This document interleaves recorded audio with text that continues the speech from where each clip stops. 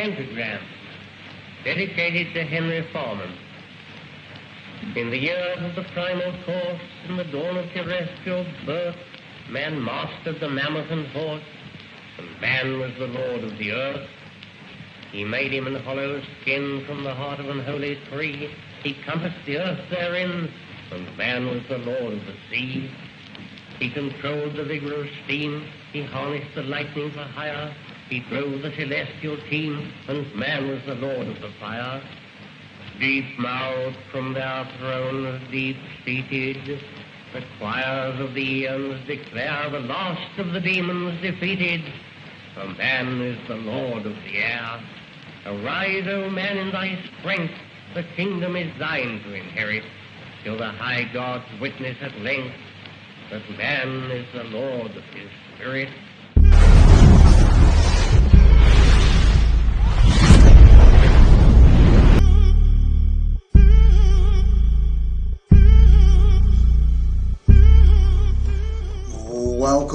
Welcome everyone to the Best Damn Podcast.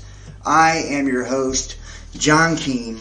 As always, I would like to thank you guys for joining me. Ask that you please add, follow, and check us out, www.thebestdampodcast.tv. Follow me, Instagram and Facebook, Best Damn Podcast, Twitter, The Real Best Damn, and wherever you're watching from. Make sure to hit that like, give us a thumbs up, leave a comment, let me know what you think, and share this link. Help us to get it out there, that way new people can find us, and make sure to subscribe. Click all on the notifications bell. Check out our tarot videos, our astrology videos, our conspiracy, and our news videos. And tonight, we've got a really interesting one. We're going to be starting the new series called OCCULTED. This is going to be taking a look at the dark arts of the elites. I think one of the reasons I'm really excited to do this series, and this is part one, we're going to have, many parts of this, because there's just so much ground to cover here. One of the reasons I'm really excited is because I feel like not too many content creators get into great depth or detail when it comes to the occult, witchcraft, magic, black magic, hermeticism, Gnosticism, Kabbalah, right, and so many other practices, esoteric practices that are actually used by what we would call the elites or the powers that be to control the masses, right, and push the population, push the entire world, at least from an energetic and a conscious standpoint, in the direction that they want them to go. This is used and has been used since the beginning of time to take advantage of other people. One of the main principles, and as we get into the cult, we're going to be talking about vibration and frequency, as well as the four elements and how that incorporates into these spiritual teachings. We're going to be looking at symbolism, the importance of symbols, and how they're attached to energetic frequencies, and how this is used for manifestation and attraction. We're going to be looking at numerology, astrology, alchemy, as well as hermeticism and the esoteric teachings from ancient Egypt, because a lot of what we see now, including Kabbalah, Jewish, and many other forms of mysticism, come out of those two veins, the Hermetics or Egypt. That goes into the Golden Dawn, the OTO, Rosicrucians, Knights Templar, Freemasonry. They all have a hint or a flavor of that. And you're going to see that even when we look into philosophy, things like Blavatsky, Alice Bailey, Carl Jung. We can go on and on with the different names that all kind of are coming out of the same veins. And a lot of it comes from Eastern mysticism as well. We're going to be taking a look at the lower and the higher, or the greater and the lesser keys. Some of these are known as the keys of Solomon, but anytime you see the triangles, one pointing up, one pointing down, that's what it's talking about, is your higher nature, your lower nature. This takes you into dualism as well. So we're going to be looking at that. We're also going to be looking at mentalism, metaphysics, and we're going to be looking at attraction, using magnetism and frequency and all this. So, this is going to be an in-depth study into the occult, and it's going to be multiple parts. And I'm hoping, one of my hopes is that you walk away from this with not only a deeper understanding of how it works and it's being used against you in your life, and that goes, it's used through the media, the internet, every bit of technology that we have today, including chemistry and astronomy and all the sciences derived from the occult, right? They're called the sacred sciences first, right? And these were all spiritual teachings and practices, and they were based on universal principles. And the whole universalism concept is essentially that we are God, right? As opposed to what you hear, you have the exoteric, which is the external understanding, the outside perception, what the outside world is given. And we see this in religion. All of the Saturnian religions, which are the worldly religions, we see an understanding that God is outside of yourself.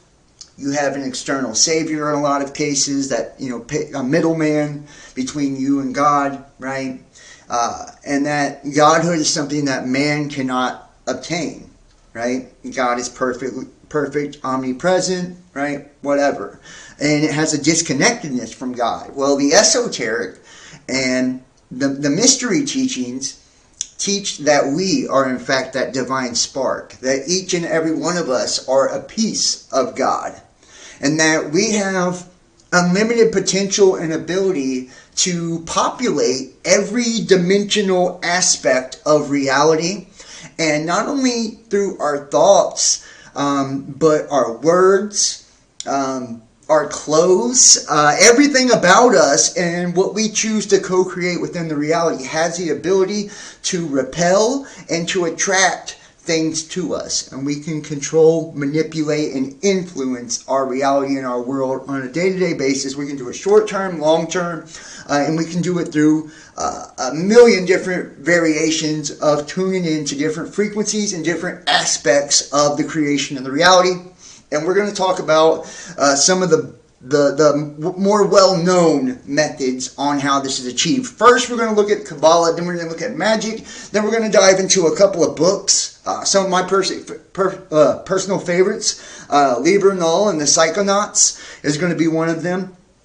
So if you've never read that, I'm telling you, it's a fucking treat, and it'll blow your mind just how deep it is. We're going to be looking at all types of stuff. So I want to say thank you to everybody for joining me. If you're in the chat right now, hit the thumbs up, hit the like. We did go a little bit early tonight's show. I also am going to be reading from a couple of different books throughout this series. Tonight we're going to be looking at the Encyclopedia of Secret Signs and Symbols as we get into the Freemasonry section. So we're going to be pulling from that as well. If you guys want to check out some of this stuff at home, I'll try to leave links in the description after the video is over. So let me say thank you for joining. I am proud to be Canadian. Thank you for joining. Cosmic Blue, Stool Purger, Melanie Gist, Seeking Truth. Thank you guys. I appreciate everybody in the chat for joining, man. Truth Behind the Lie. Make sure to hit that like, give us a thumbs up if you're in the chat, and like I said, share this out. Share it to your Facebook group or your social media that you choose to use. Make sure to subscribe, and if you want to see the channel keep going, donate, support, or book a personal tarot reading. So here we go. Let's jump into Kabbalah first. We're going to start with Kabbalah. Just a little information.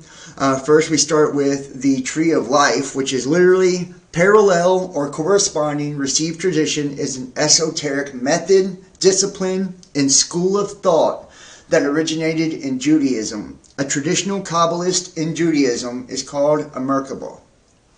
Kabbalah's definition varies according to tradition and aims at those following it. From its religious origin as an integral part of Judaism to its later Christian, New Age, and occultist, Western, esoteric, syncretic adaptations. Kabbalah is a set of esoteric teachings meant to explain the relationship between an unchanging, eternal, and mysterious infinity and the mortal and finite universe, or God's creation.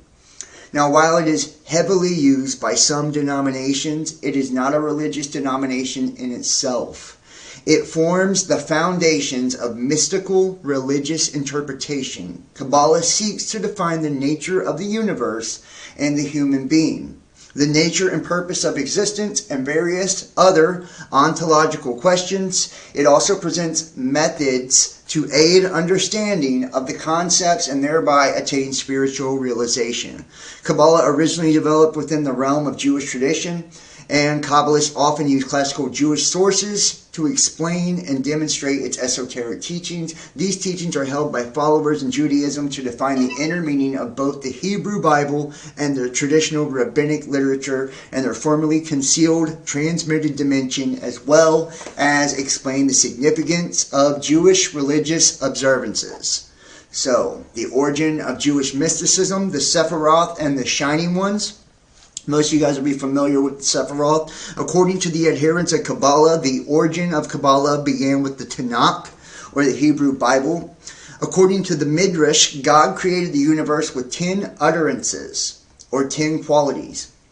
When read by later generations of Kabbalists, the Torah's description of the creation of the book of Genesis reveals mysteries about the Godhead itself, the true nature of Adam and Eve, the Garden of Eden, the tree of knowledge of good and evil, and the tree of life, as well as the interaction of these supernal entities with the serpent, which leads to disaster when they eat the forbidden fruit, as recorded in Genesis 2. The Bible provides ample additional material for mythic and mystical speculation. The prophet Ezekiel's visions in particular attracted such speculation, as did Isaiah's temple vision. Jacob's vision of the ladder to heaven is another text providing an example of the mystical experience. Moses' experience with the burning bush and his encounters with God on Mount Sinai are all evidence of mystical events in the Tanakh in the form of the origin of Jewish mystical beliefs. And if you think every religion, especially the Abrahamic religions, but they all have, this meeting with God on a mountain, right? And he's always described as a shining one, a burning bush, right? Even Prometheus, the light bearer, right? We see this always be, some of the main things that are seen: Mount Sinai, Mount Olympus, Mount Hermon, right? So, Jewish mystical tradition appealed to the argument of authority based on antiquity. As a result, virtually all work pseudographically claim or are ascribed ancient authorship. Now, the appeal to antiquity has also shaped modern theories of influence in reconstructing the history of Jewish mysticism. The oldest versions of Jewish mysticism have been theorized to extend from the Assyrian theology and mysticism. Dr. Simo Perpola, researcher to the University of Helsinki, made suggestive findings on the matter, particularly concerning the analysis of the Sephiroth, noting the general similarity between the Sephiroth of the Kabbalah and the Tree of Life of Assyria. And that's one of the beliefs, is that the Assyrians are the original Christians. Now we're going to move on over to magic. Just going to explain this before we jump into the books here. Now, magic has been used, and hopefully, guys, let me know if you guys have sound. You guys can hear me and see me good in the chat. It looks like you guys can. Just let me know if you can hear me and see me good in the chat. Everybody at home, I appreciate it. Alright, magic has been used throughout history as a means to gain power and control one's environment. Early magicians included the alchemists of prior centuries who did more than turn lead into gold. Magic indeed has to do with the nature of reality as a consciousness hologram, and how some people are able to shift the energies within its grid matrix. So you have the Kabbalah, which is these 10 names or these 10 utterances of God, each one of them a representation of a different angel or entity or energy, right, to invoke something into your life or to attract you to something into your life, right? These are, they all have lettering, which is a symbol, which is also a representation of an energetic frequency, right, which is characteristic of an archetype, and it's basically got its own dimension of properties that come with that. The name, the look, the feel, the color, the stars, all of that with each and every name, letter, and symbol. Now, magic takes us to the word magi, or Zoroastrian, astrologer priest from ancient Persia. The best known magi are the wise men from the East in the Bible. In English, the term may refer to a shaman, a sorcerer, or a wizard, and its origin of the English words magic and magician. They are part of the myth about Jesus of Nazareth, and many people believe, and there are books out there, that Jesus in fact was a mystic, right? It kind of makes sense. There's a lot of depictions you can see with Jesus walking around with a staff or a magic wand. At many, and I'm not saying he was or he wasn't, but there's books about Jesus' childhood and stuff where he went all across the world to the East, studied Buddhism, Hinduism, and all of these things. So, that's really up to you what you believe, but we know that Jesus is an allegory for the mysteries, the story about, being put on the cross, right? Which we'll get into the symbolism of the cross and all that as we go throughout, right? Being pierced 5 times, right? Which is the pentagram, the starfish body, that's the human body, the physical, the 5 senses, dying to his 5 senses, right?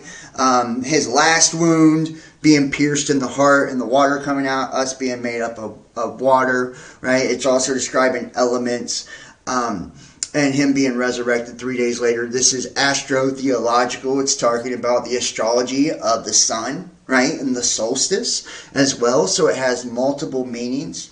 It is showing you how in the stars and in the stories, it is akin to what's playing out within us on an anatomical level, a physical level, a spiritual level, because we're that connected to every plane of existence. So there is a direct correlation and connection. It's the story of us and how we go from dying to our lower sinful nature and being born again into the anointing, or the Christos, which would be the sacred secretion of the third eye. If thine eye be single, then thy whole body be filled with light. The third eye, the mind's eye, right? The kundalini, the dragon being awoken, right? This illumination taking place, and this activation, essentially, of our genetics. That's also, Caduceus and Hermes' staff, the DNA, the spine, which is the rod, right from the Bible, representing kingship, its power, its authority.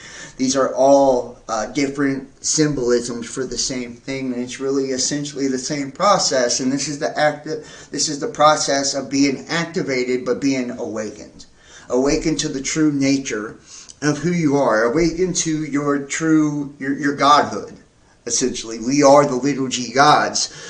Even referring to Psalms, Christ says, "Didn't I say that ye are gods?" Little g gods meaning Elohim, right? We were made in the image of the Elohim, right? Image means a phantom, a projection, an illusion. So those higher angel beings, the smokeless fire beings, right? The angels, if you will, would be our higher spiritual selves.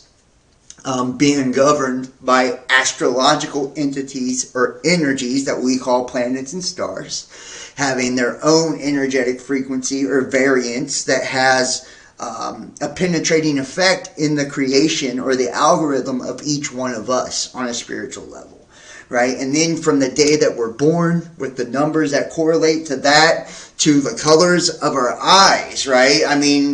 It is essentially the chemical compound or the algorithm of you, right? And we can study all of this from a frequency standpoint and how we can kind of populate each dimension with ourselves, right? By using mental practices, using vocal practices, using symbols and sigils, right? To tap into that and have other people absorb your energy, right? And this is essentially working on the process of understanding that there is attraction and repulsion to everything magnetically, putting yourself in alignment to attract all of the good things that you want, right, by following, the good feeling, essentially, right? And that's what happens in the media, right, where they're programming you, using certain words over and over and over, because just words in itself are powerful. That is the spell, right?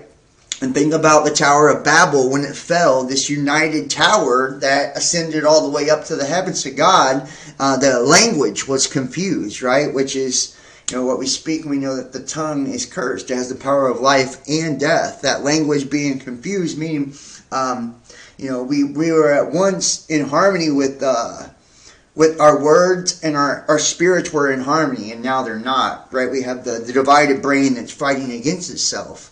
That binary code, that fight or flight, that good angel and bad angel on your shoulder, God and the devil, in essence, in one. And we're fighting against that nature each and every day. And it's about understanding the higher and the lower, and putting the spirit in the driver's seat, and allowing the body and the reality to work for it.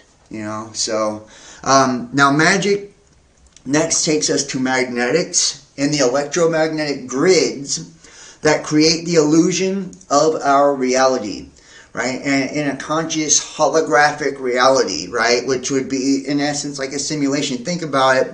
A phantom, a projection, illusion is a specter. It's an image of something that exists. So the light, which is the spirit, is projecting onto a mirror-like reality an image in sound, right? Using light and sound vibration to create the physical reality. So we have a direct influence from it, because sound and light are essentially the same thing. Sound is just light at such a low vibratory state that it begins to create a rumble vibration, right? Sound, right? But light and sound being the components of the reality, making up. And when you look at the different archetypes, the names of the planets, the colors, the shapes, they all have this aligning correlation. That's why they're called the governors. Because those 7 colors of the rainbow, which are the covenant, the rainbow with God, right, are like the rulers of this reality. That's why it's the 7 days of the week, right? And each energy is broken down to the 365 days in the year, and an entity being responsible for this. And the old paganism, they knew what this was. The polytheists knew what this was. They knew that each thing was made up. I feel like we had this arcane knowledge a long time ago, and we've lost it. And that's where we come with this exoteric, disconnected version of it, right? Except for those who understand the mysteries. And the occult just means hidden, right? It's hidden from the masses. It's unseen. It's occulted. Magic is everywhere. Oh, a well-known practice is, magic next takes us to magnetics and the electromagnetic grids that create the illusion of our reality. Magnetics have polarities, positive, negative, right, good and bad, hence duality.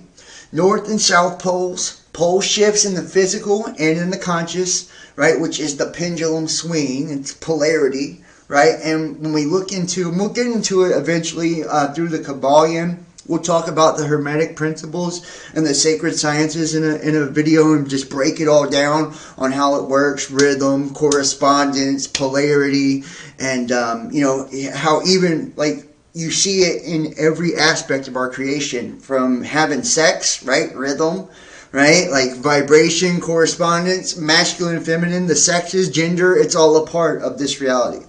One of the more popular oracles of divination is scrying. It's a subjective way of defining abstract images, and we see that abstract as a representation of the lower or the lesser, right, which is the kind of the darker or the carnal. That's why you see art and music and things like that gravitate toward the abstract, because it's about physicality. Magic is everywhere. We incorporate into it everything we do, including religion, meditation, and our everyday lives. Magic is in the moment. Magic is the moment, as all is happening in the now. Time is an illusion. We are an omnipresent, infinite being, right? Eternally reflecting through the echoes of the construct. You can make anything mystical and magical if you believe. It's all about our thoughts. Our thoughts create our reality. Now, magic is the claimed art of altering things, either by supernatural means or through knowledge of occult natural laws unknown to science. Magic has been practiced in all cultures and utilizes ways of understanding, experiencing, and influencing the world somewhat akin to those offered by religion, though it is sometimes regarded as more focused on achieving results than religious worship. Magic is often viewed with suspicion by the wider community and is commonly practiced in isolation and in secrecy. It's because of the persecution. It's because it's looked down upon by society. If you tell people that you practice magic, they think you're evil automatically. They don't understand, right, that it takes such an intense dedication and purity to actually be effective at, magic and spell casting and all of that, right? It takes, you have to be in a clear state mentally, emotionally, physically, and you have to put good, positive intention and sow lots and lots of good seeds, good energy into something to bring back good results. Being a piece of shit only yields shitty things, So usually people that practice are really great people.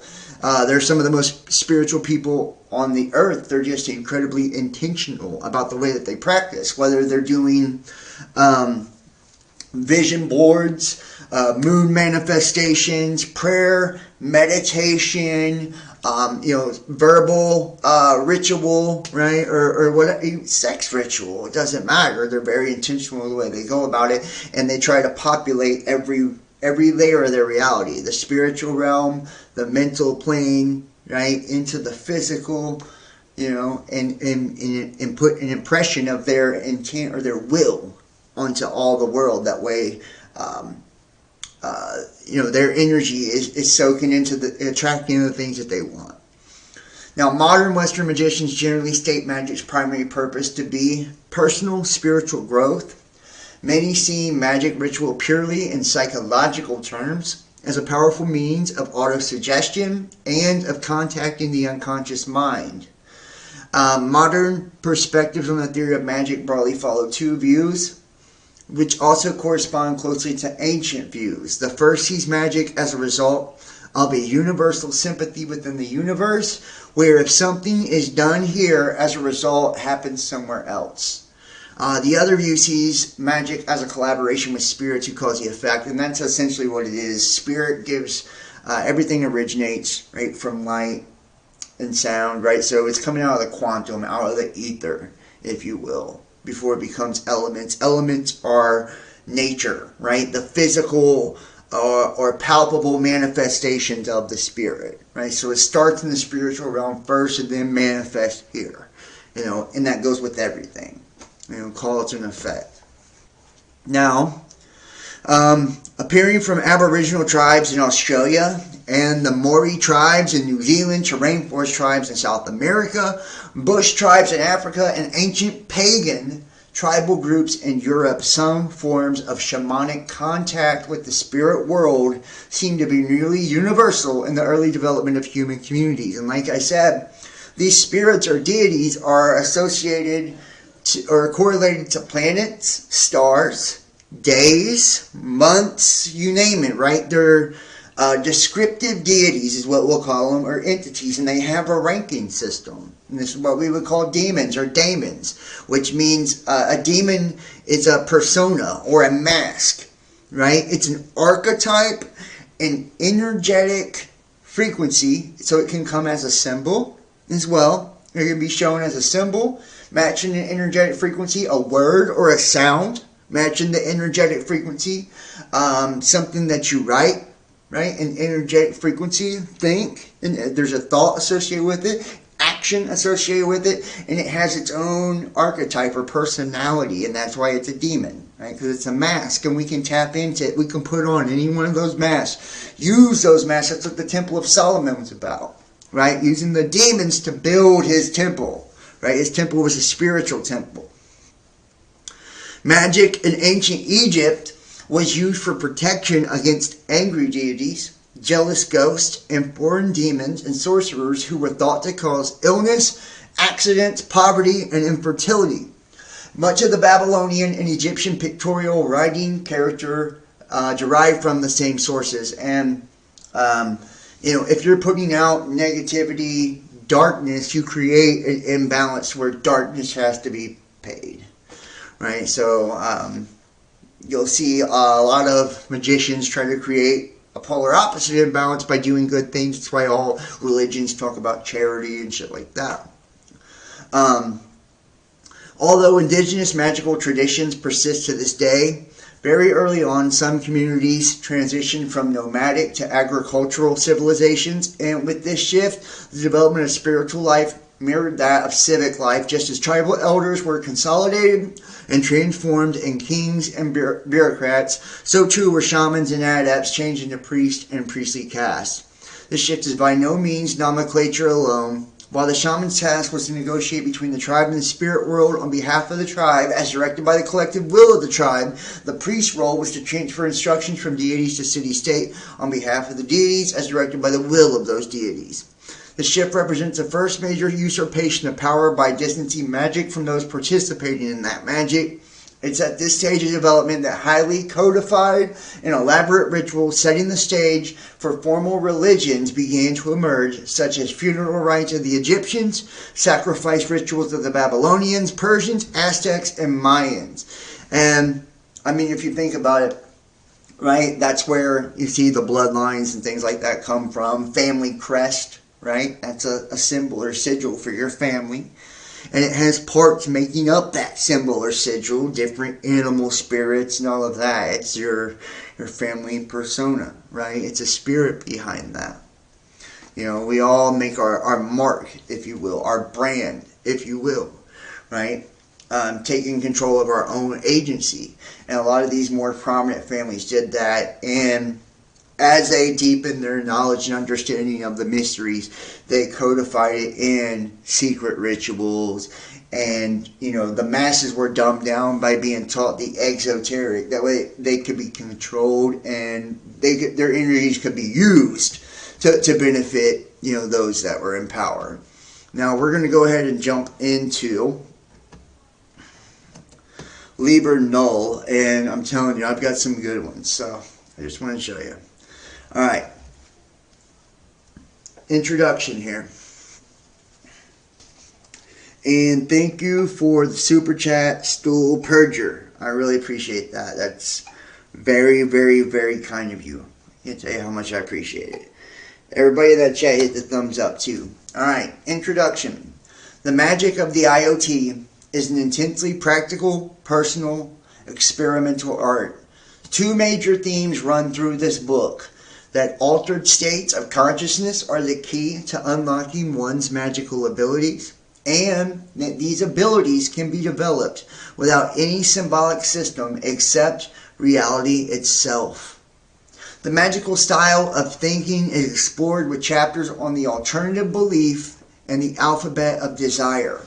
A natural inclination toward the darker side of magic is as good a point as any from which to begin the ultimate quest. And half this book is devoted to the black arts. Independently of ancient dusty books of mystification, the vital elements of many traditions conspire here to create a living art. The Illuminates of Thanateros are the magical heirs to the OCCULTED and the AA. This book, written originally as a source book for the IoT, is now being released for those who wish to work alone and for those seeking admission to the order. Although the initiate is referred to as he throughout, the reader should understand that this is merely in keeping with the traditional style of magical texts of this type, and that this course of study by no means excludes women. Here we go. And it's going to show you the survival of the magical tradition, right? How it started in shamanism, right? With the Aboriginal, and then you see it, the Egyptian Babylonians, the Tantra, Taoism, Gnosticism, Sufism, Knights Templar, Hermetic, Alchemy, Medieval Goetia, Rosicrucianism, Freemasonry, and John Dee, the Bavarian Illuminati, the Ordo Templi Orientis, Hermetic Order, the Golden Dawn, and Crowley, OCCULTED, also to spare, the IoT, witchcraft, and sorcery. Right? All of them spinning off of the other. The order and the quest. The secrets of magic are universal and of such a practical, physical nature as to defy simple explanation. Those beings who realize and practice such secrets are said to have achieved mastership. Masters will, at various points in history, inspire adepts to create magic, mystic, religious, or even secular orders to bring others to mastership. Such orders have at certain times openly called themselves the Illuminati. At other times, secrecy has seemed more prudent. The mysteries can only be preserved by constant revelation. In this, the IoT continues, a tradition perhaps 7,000 years old.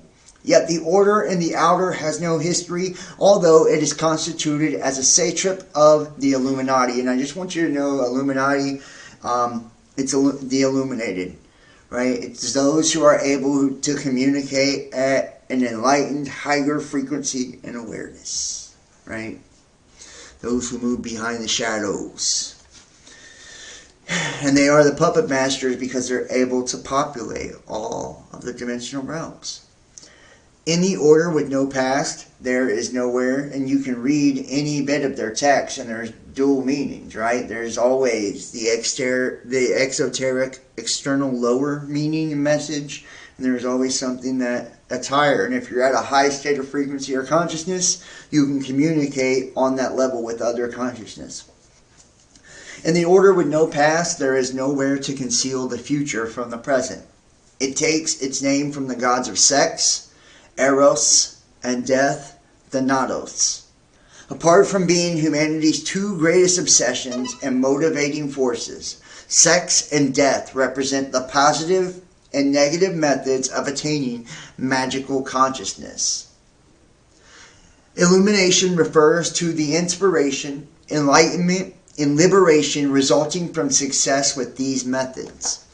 The specific purpose for which the IoT is constituted is to help determining in what form the as yet embryonic fifth aeon will manifest.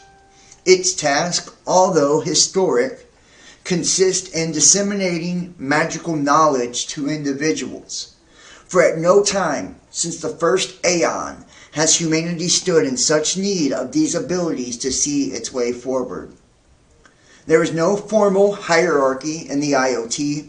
There is a division of activity depending on ability as it develops. Students strengthen their magical will against the strongest possible adversary, their own minds. They explore the possibility of changing themselves at will and explore their own occult abilities in dream and magical activity. Initiates familiarize themselves with all forms of occult attainment and seek to perfect themselves in some particular form of magic. They should also find others capable of aspiring to the order and offer them help. Adepts seek perfection in all aspects of personal magic, power, wisdom, and liberation. Masters seek to realize the aims of the order by whatever forms of action or non-action they deem appropriate. Diagram 1 is an exposition of the survival of magical traditions from the first aeon to the fifth. And that's a diagram that we've shown. Now, here we go. This course is an exercise in the disciplines of magical trance, a form of mind control having similarities to yoga, personal metamorphosis, and the basic techniques of magic. Success with these techniques is a prerequisite for any real progress with the initiate 3-degree syllabus, right? 3 degrees, 33, right? A magical diary is the magician's most essential and powerful tool, which is called your Book of Shadows, right? Essentially, it's a journal, right? It's writing down all of your dreams. It's writing down all your successes and failures. It's documenting your rituals. Matter of fact, I do moon manifestations, right? Every full and new moon, I write things down. I write down things when I'm studying stuff, whether it's astrology notes or it's, alchemy notes, right? I write things down. People that have dreams, I write down dreams. I know others that dream every night and they write them down, right? This is your Book of Shadows. And you'll see based on, what you've done, what works for you. And someone else can read it and learn from it as well. A magical diary is a magician's most essential and powerful tool. It should be large enough to allow a full page for each day. Students should record the time, duration, and degree of success of any practice undertaken. They should make notes about environmental factors conducive or otherwise to the work. Those wishing to notify the order of their intention to begin the work are invited to do so via the publisher. Mind control. And I just want to say, like, a lot of the things you see now for mental health and psychology, like journaling, like vision boards, things like that, right? They are forms of magic, right? And very effective forms to be able to kind of, it's all about reorganizing your thoughts, right? And you see this too, 12-step programs, all these different thinking programs are teaching you how to do it too. Taking a fearless moral inventory, AA, right? Like NA, those are the same thing. It's about organizing your thoughts, your emotions, right? Becoming incredibly intentional. Mind control. To work magic effectively, the ability to concentrate the attention must be built up until the mind can enter a trance-like condition. This is accomplished in a number of stages. Absolute motionless of the body, regulation of the breathing, stopping of thoughts, concentration on sound, concentration on objects, and concentration on mental images. And if you've ever practiced astral projection, this is a great way to be able to get control of the old mind here, guys, right? To become a true mentalist and have power over thoughts.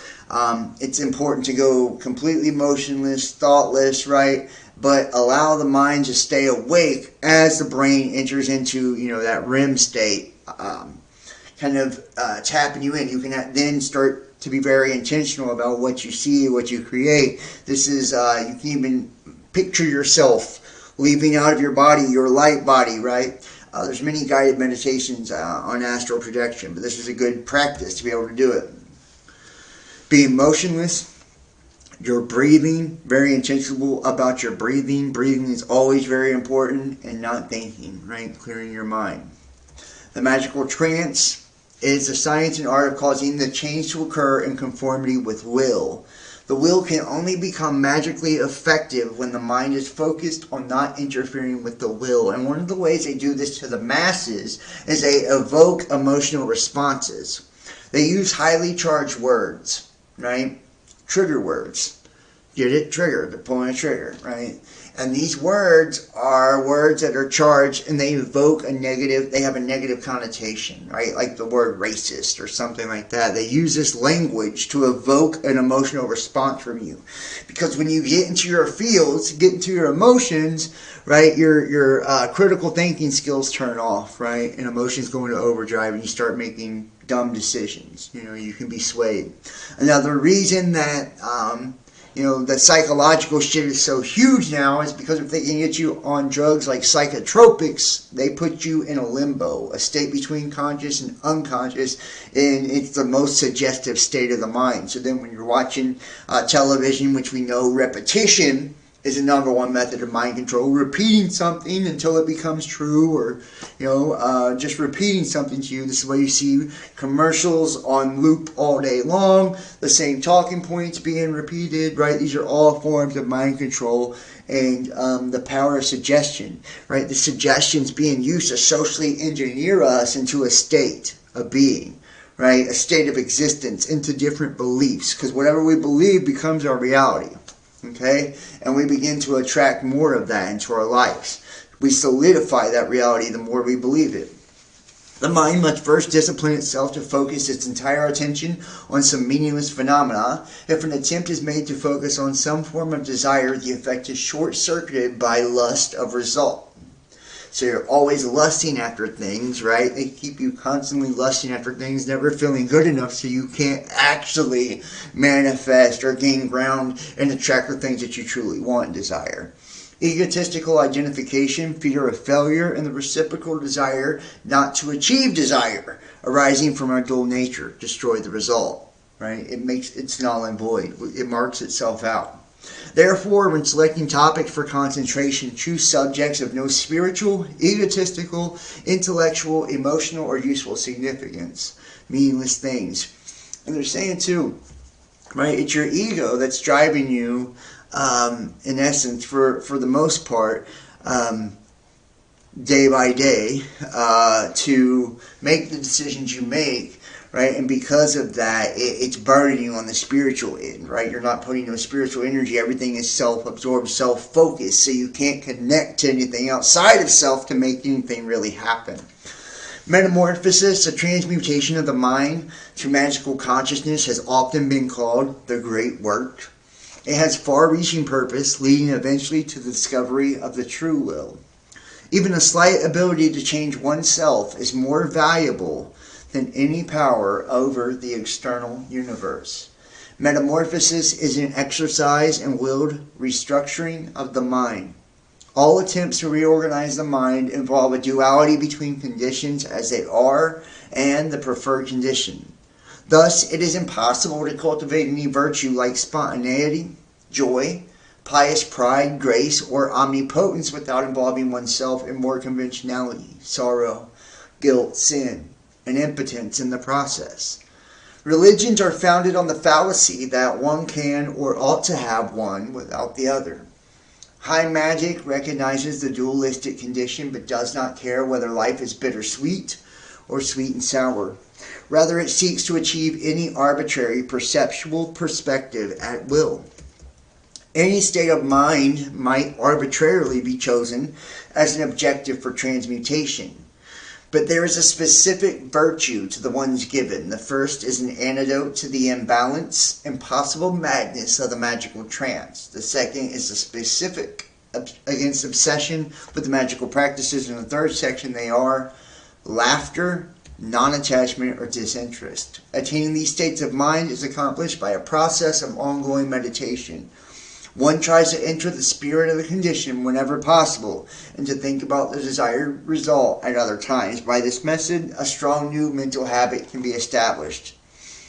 Consider laughter the highest emotion. It can contain any of the others from ecstasy to grief. It has no opposite. Crying is merely an underdeveloped form of it which cleanses the eyes and summons assistance to infants. Laughter is the only tenable attitude in a universe which a joke is played upon itself. The trick is to see that the joke is played out even in the neutral and ghastly events which surround one. It is not for us to question the universe's apparent lack of taste.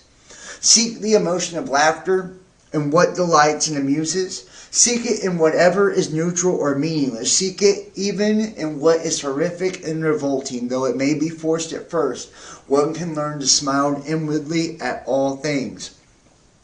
Non-attachment or non-interest. And this is where we get into like the Luciferianism, the universalism, right? We're going to get into that in the Baphomet, right? Being neutral in all things, right? Not allowing yourself to be swayed to or fro or to be polarized towards one side of the other. To remain in the creator's seat, right? Non-attachment or non-interest best describes a magical condition of acting without lust of result. It is very difficult for humans to decide on something and then to do it purely for its own sake. Yet it is precisely this ability which is required to execute magical acts.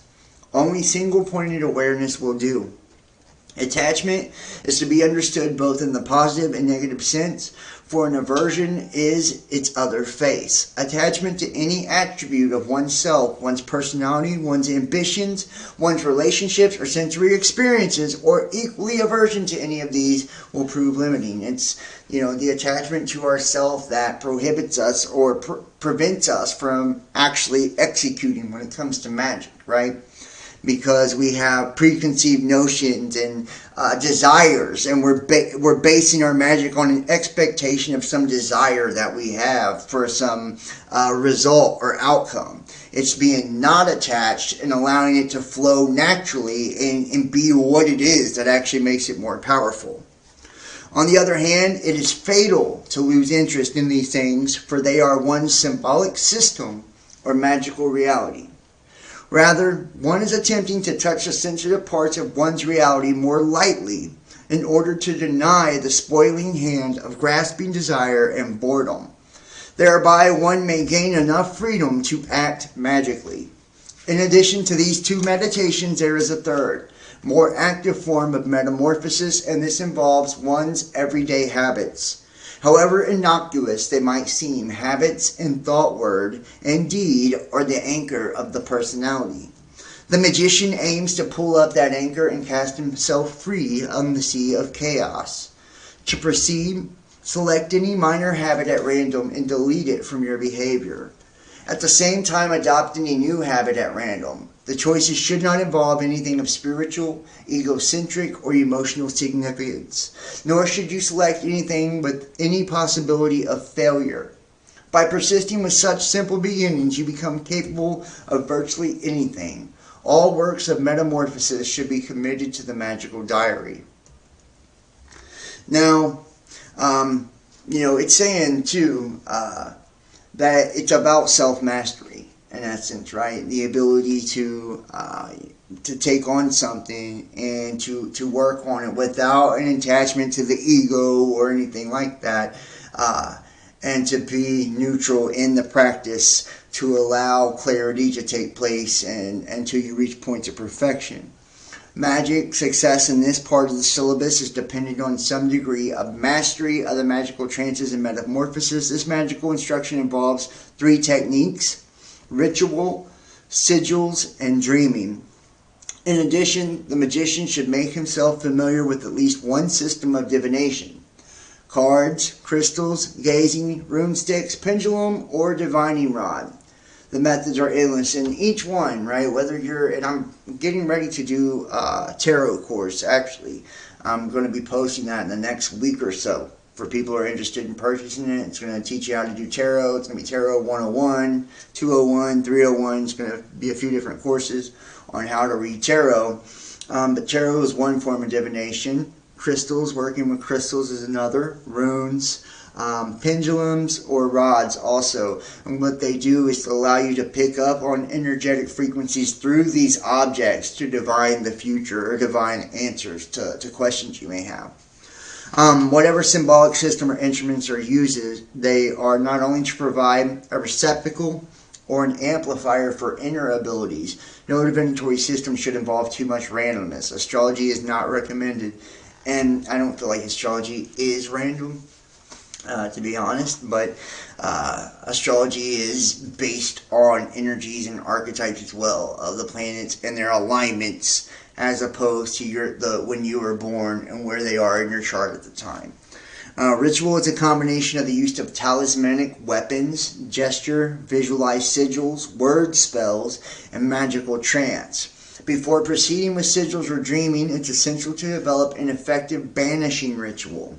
A well-constructed banishing ritual has the following effects.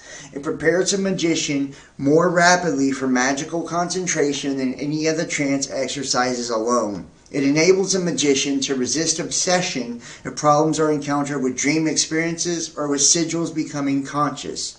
It also protects a magician from any hostile occult influences which may assail him. Now, banishing is just a cleansing, right? It's a removal of old or negative energy. You see this also take place when people use sage or smudging, right? Going into the corners or the angles, because that's where the light last enters into a room. It holds darkness or matter or negative energy, distorted energy in corners, angles, and clearing through, doorways, windows, things like that, and also cleaning oneself. And you'll see, different prayers being used as well.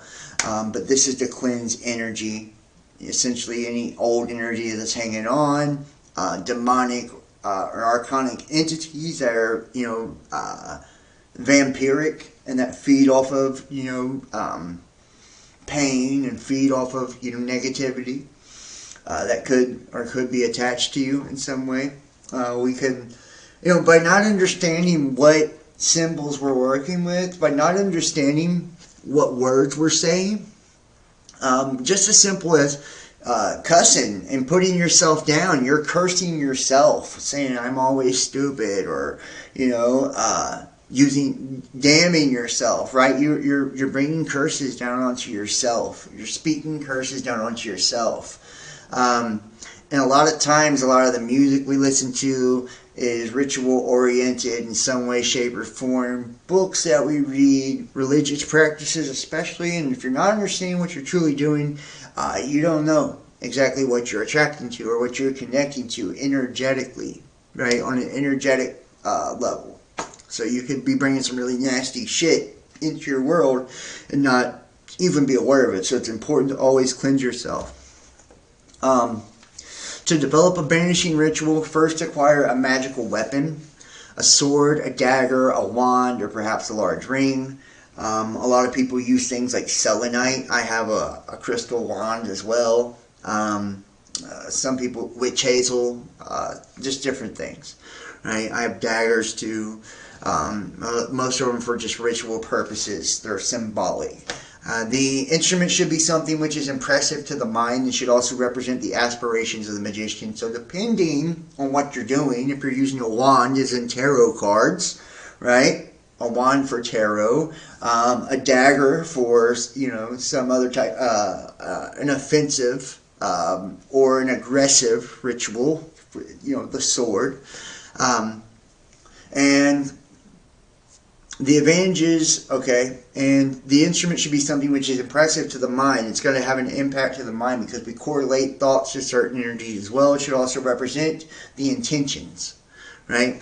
The advantages of hand forging one's own instruments or discovering them in some strange way cannot be overemphasized, right? Allowing it to come to you, having it gifted to you a lot of times, or finding it in a weird place, giving it some type of sentimental or mystical meaning.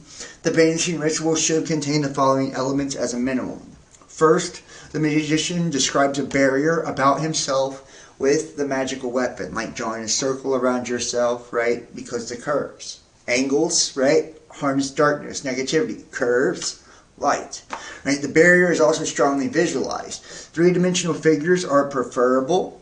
And whenever we're, figures, we're making symbols, sigils, right?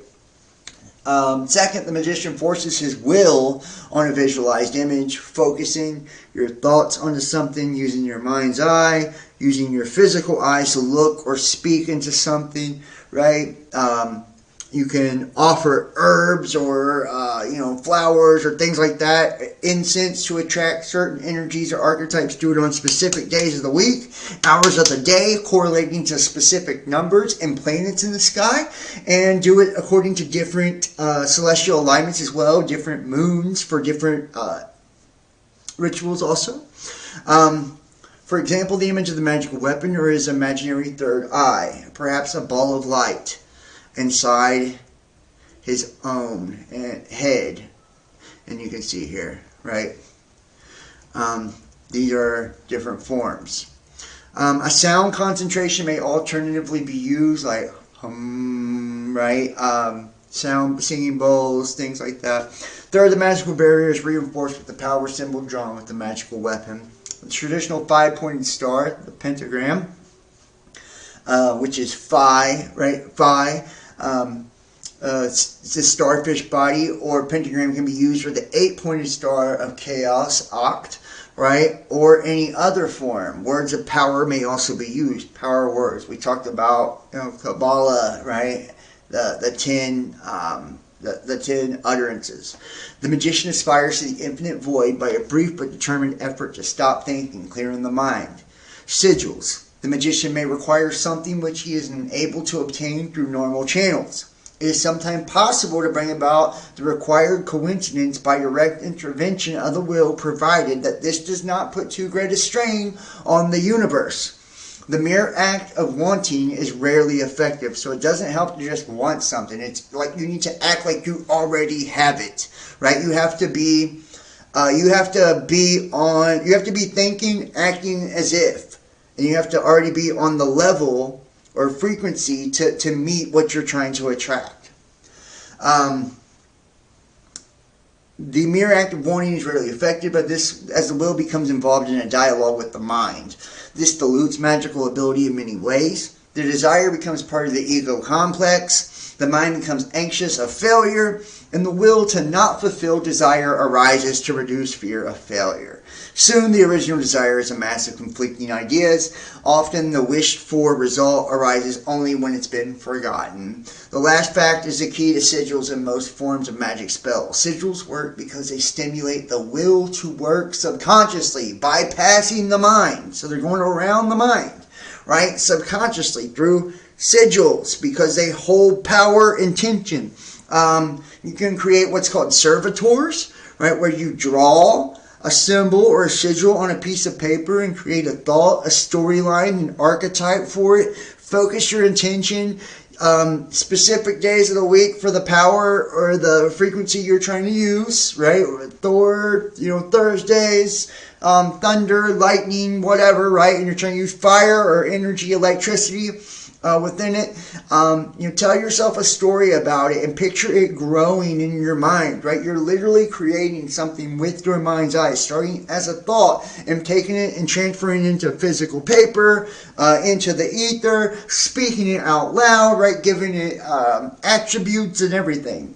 They work because they stimulate and they have a shortcut to the subconscious. So you're going straight to manifestation, right? And you're at the energetic frequency where you believe and know. So you're already there, right? Where you can meet that frequency. There are 3 parts of the operation of a sigil. The sigil is constructed. The sigil is lost to the mind. The sigil is charged. Okay? And you charge a pendulum. You charge tarot cards. You charge crystals. Put them in your fucking pocket, sleeping with those motherfuckers, right? Speaking to them, you do it with plants and herbs and everything. This is how you charge shit. You pray over it, holy water, whatever, right? The smoke of incense. The aim is to produce a glyph of desire. Word method. I wish to obtain the Necronomicon. Eliminate repeated letters, right? This is one method, through words. Writing it out, eliminating the repeated letters. IWSH, Tuban, Ikram. Right? Iwus, Tuban, Ikram. Letters rearranged to give pictorial sigil. Then taking these very same fucking letters, rearranging them to create a sigil. Do you see what I mean? Okay, here. We'll give an example. I wish to fall in love, right? You would go eliminate all the repeated letters of I wish to fall in love. Then take those letters, combine them on a piece of paper, and rearrange them to make them a sigil or a symbol. How about that? Pictorial method to restrain an adversary. A lot of times I will do the same thing. I'll draw a stick man or something that's akin to a person. They have a marking that my mind associates to them. I might make them as a drop of energy, whatever, right? And adding chains on them or, to bind them, okay? There you go. This is same thing. Mantrical spell method. I want to meet a succubus. I don't want to say that. But rearranging the letters, right? I want to meet, knocking out the repeated letters. See? Iwa, mba, right? The Finnish mantra. Saying the mantra. Hawi, yeah, I'm not going to say it because I don't want to do that. Figure 2, creating a sigil by the word method. We talked about scratching out the repeating, writing out, scratching out the repeated letters, rearranging the letters into a sigil, making a sigil out of it. The pictorial method, drawing out the picture in picture form, and the magical method of scratching out the repeated letters when you write it out, and then saying it as a mantra, right? Now, it's stylized so as not to immediately suggest desire. It is necessary to use complex symbol systems. And these are complex symbol systems. And I'm telling you what, you motherfuckers better not take this and go try to curse somebody or fuck somebody over. Like, seriously, remember, what you reap, you will sow. So when you put bad juju on somebody, you'll get double back. Right? Why? Because not only are you harming them, but you're harming yourself too. right? You're connected. So every time you harm another person, it's also harming you. You're the same. It's the principle of oneness, right? So if you want to do, you need to create good things. Doing good things creates a karmic imbalance of good.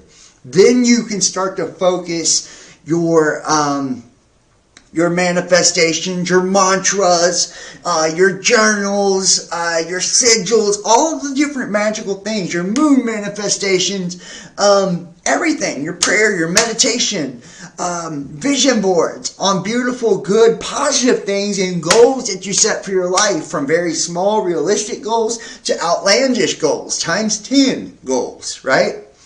And you can practice using all different types of these methods, from numerology to sacred geometry to being at different landlines and saying certain things associated to it if you want to. But remember, attacking someone, you're not allowed to do it unless it's defending yourself. You're allowed to defend yourself, but that's it. And when you harm someone else, you're also harming yourself, so you'll get that back double. So you have to create double the karma in order to create that karmic imbalance of good.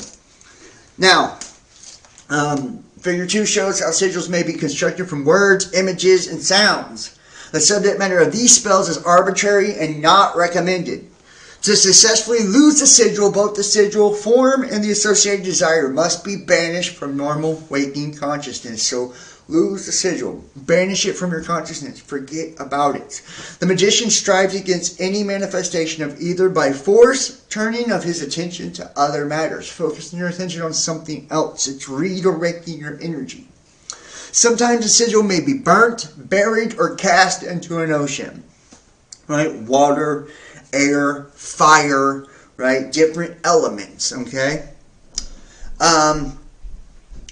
It is possible to lose a word spell by constant repetition, as this eventually empties the mind of the associated desire. The sigil is charged at moments when the mind has achieved quiescence through magical trance, or when high emotionality paralyzes its normal functioning. At these times, the sigil is concentrated upon either as a mental image, a mantra, or a drawn form, right? So charging it through these methods, right? Sleeping with it under your pillow. Have it in your pockets when you walk around. Thinking about it, saying it over and over and over, writing it out over and over and over. You're charging it up, right? Having other people see it, showing it to other people, post it on your fucking social media, put it in a YouTube video, whatever. The more they see it, the more energy, the more focused, the more powerful it becomes, right? Okay, and that's why you see artists and musicians and shit doing all this stuff and this stuff, because they're trying to bring attention to that. They're connecting to an energetic frequency of being illuminated, having power over their creation. Now, at these times, the sigil is concentrated upon either as mental, mantra, or drawn. Some of these times when sigils may be charged as follows during magical trance. The moment of orgasm. Orgasm is the power of life. It's life energy. When we have an orgasm, that's when creation, masculine, feminine, right? That's why it's powerful. The air is literally charged. That's why in sexual rituals, that's what happens. You light candles and have herbs and offerings. You take a ritual bath for a cleansing. You have sex. And then after you have sex and orgasm is reached, the air is charged. You speak it into existence. Have it written around you. Do it on, take the fluids from it, right? There's many ways to do this, okay? Or great elation. Times of great fear. And we've heard of this too. The adrenochrome shit with the elites torturing people. Great fear, anger, or embarrassment. Embarrassment rituals. Will Smith slapping the fuck out of Chris Rock. That's an embarrassment ritual. That's a powerful, powerful emotions, right? Emotions is energy and motion. Energetic motion, emotion. It's us giving off energy. It's energy and motion. It's coming from a thought to an energy. That's why you can feel it. It's palpable. You feel the shift in a room, right? That's why attitudes are contagious.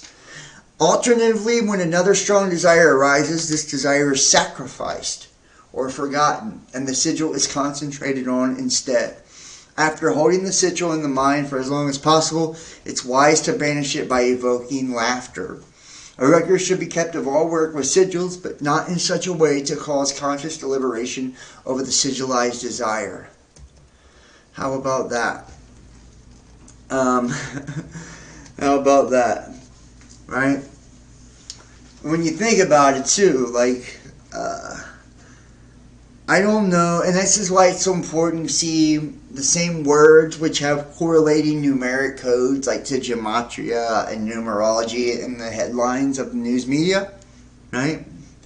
All of the companies have similar logos, right? Which a logos, right? Like the spiritual logos is a persona, a mask is a sigil, it's a symbol, right? And they're connected to a certain energetic frequency which has a certain archetype, and they're attracting a certain energy. You know, they're putting out a certain energy. The initiate syllabus, 3 degrees. The magic art may be subdivided in many ways by the ethical tone of the intent, by the moralistic qualities of the effects, into high and low, and so on. The division favored here is more temperamental. White magic leans more towards the acquisition of wisdom and a general feeling of faith in the universe. The black form is concerned more with the acquisition of power and is reflective of a basic faith in oneself. The end results are likely to be not dissimilar, for the paths meet in a way impossible to describe. Initiates are at liberty to work with material from either or both. The so-called middle way, or path of knowledge, consisting of the acquisition of second-hand ideas, is an excuse to do neither and leads nowhere. How about that? I wonder how many people would agree or disagree with that, honestly. How many people would agree or disagree with that? Sounds like sex magic. Watch out, Super Bowl. Yeah, Super Bowl was one of the most powerful times for magical rituals, guys. Manifestation. To me, sex with someone you love is sex magic. Tantric and euphoric. Your tantra, which people correlate to sex, is your own. Your tantra is your own magical practice, your own kundalini practice, right? So my tantra is different than yours. And it's not just about the way I have sex or my sexual energy. It's about my energy as a whole, my practice as a whole. So my practice, my tantra, will be different than your tantra. All of ours is different. And if you want to learn my tantra, my method, right, then you follow my teachings, right, my methods. If I say, well, I start by doing this, I start by working with the mind first, weeding out negative thoughts, brainwashing myself into positivity, right, into clarity, clear consciousness, intentionality. Then I worked my foundation of my emotions to purge myself of negative emotions and negative experiences going back in my past and where all the traumas were created, healing the inner child, healing the spiritual wounds, clearing contracts, soul contracts, growing and learning from each and every experience and accepting everything as is. And then I've used every study or principle of magic to kind of incorporate my own belief system. And I do, like I said, I practice moon manifestations. I do vision boards, journaling, right? Mantras, all of this. I do all of this, meditation, prayer. And so I'm very intentional. And I even put it out to the public, right? The things that I want. And I want to be happy. I want to have a loving life with loving family and loving people in it, and I think a lot of people do, and it's like, that's what I mean. Each one of us have our own tantra, our own thought as to how life is supposed to go in our own practice, and mine isn't right and yours is wrong, or yours isn't right and mine is wrong. It's what works for you and what works for me, and if you like what works for me, then you can do what I do, and it's like, I incorporate different forms of divination as well. I use pendulums, tarot, astrology.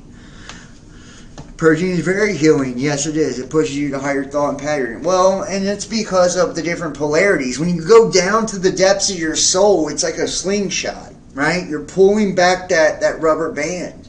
You're going down below that middle way, right? down below that equator, if you will, right, to the depths of your soul. And as you're down there, that weight's lifted and it slingshots you back up, so you get higher each time you go deep. And these are ego deaths. Each time you're dying to a different part of your ego. Now, duality describes humans' usual condition. Happiness exists only because of misery, pain because of comfort, good because of evil, yang because of yin, black because of white, birth because of death, existence because of non-existence. All phenomena must be prepared or paired, as the senses are only equipped to perceive differences. The thinking mind has the property of splitting everything it encounters into two, as it is a dualistic thing itself. And now we see phi, which is 5, or the pentagram, right? You guys are probably familiar with this, right? Liberation, divination, enchantment, gnosis, which is knowledge, knowing, invocation, evocation, right? The schema of Liber Lux. And we see Baphomet, the deity allegedly worshipped by the Knights Templar, the cross, right? The balance there. That subsequently became incorporated into various occult and Western esoteric traditions. The name Baphomet appeared in trial transcripts from the Inquisition of the Knights Templar starting in 1307.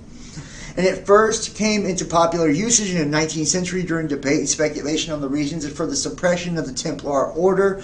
Baphomet, the symbol of balance in various occult and mystical traditions, the origin of which some occultists have attempted to link with the Gnostics and Templars, although occasionally purported to be deity or demon. Since 1856, the name Baphomet has been associated with the Sabbatic goat.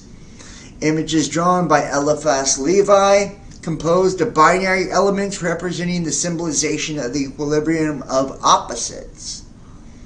Half human, half animal, male and female, good and evil, etc. Levi's intention was to symbolize this concept of balance, with Baphomet representing the goal of perfect social order. Not just Baphomet, Lucifer. Right? Lucifer, one of various figures in folklore associated with the planet Venus, the Venusian. The entity's name was subsequently absorbed into Christianity as a name for the devil. Modern scholarship generally translates the term into the relevant Bible passage, Isaiah 14:12, where the Greek Septuagint reads as morning star or shining one, like the shining ones of the Kabbalah, rather than a proper noun. Lucifer, as found in the Latin Vulgate. As a name for the devil, Christian theology, the more common meaning in English, Lucifer, is a rendering of the Hebrew word Hallel. In Isaiah, given the King James Version of the Bible, the translators of the version took the word from the Latin Vulgate by Latin word Lucifer, meaning morning star, planet Venus, or adjective light-bringing. As a name for the planet in its morning aspect, Lucifer the Lightbringer is a proper noun and is capitalized in English. In Greco-Roman civilization, it was often personified and considered a god. In some versions, considered the son of Aurora, or the son of the dawn, and similar name used by the Roman poet Catullus for the planet in its evening aspect, Noctifer, or Nox, Nightbringer. And in Roman folklore, Lucifer, Lightbringer, was the name of the planet Venus, personified as a male figure bearing a torch, right? Having a torch, the light of Prometheus. Lucifer was said to be the fabled son of Aurora and Cephalus, and the father of Ceyx, and he presented the poetry as heralding the dawn. Lucifer's mother Aurora was cognate to the Vedic goddess Ushas, Lithuanian goddess Osrine, and Greek Eos, all three of whom were also goddesses of the dawn. All four considered derivatives of the Proto-Indo-European stem, meaning Ossos or dawn, a stem that also gave to Proto-Germanic Austro or Old Germanic Ostara. right? Astro Ostara, star, eastern star. The agreement leads to the reconstruction of the Proto-Indo-European dawn goddess. Hence, the Sanskrit, Hindi, Malayan word Ushas, or dawn, is the root of the Germanic word Ost, and the equivalent to east, Easter, Ost, right? And it should also be noted that Austria, or Ostrich in Germany, means Eastern Kingdom, United Kingdom, right? The motif of heavenly beings striving from the highest seat of heaven only to be cast down to the underworld has its origins in the motions of the planet Venus, known as the morning star. The Sumerian goddess Inanna, or Babylonian Ishtar, is associated with the planet Venus, and Inanna's actions in several of her myths, including Inanna and Shikatura, and Inanna's descent into the underworld, appear to parallel the motion of Venus as it progresses through the synodic cycle. Similar theme and present is the Babylonian myth of Etana. The Jewish Encyclopedia comments, the brilliancy of the morning star, which eclipses all other stars, but is not seen during the night, may easily have given rise to such a myth as was told with Idana and Zu. He was led by his pride to strive for the highest seat among the star gods on the northern mount of the gods, but was hurled down by the supreme ruler of the Babylonian Olympus. And the fall from heaven motif also parallels in the Canaanite mythology, the ancient Canaanite religion, right? Canaan, canine, dog star, underdog, right? The wolves howling at the moon, the wolf in sheep's clothing.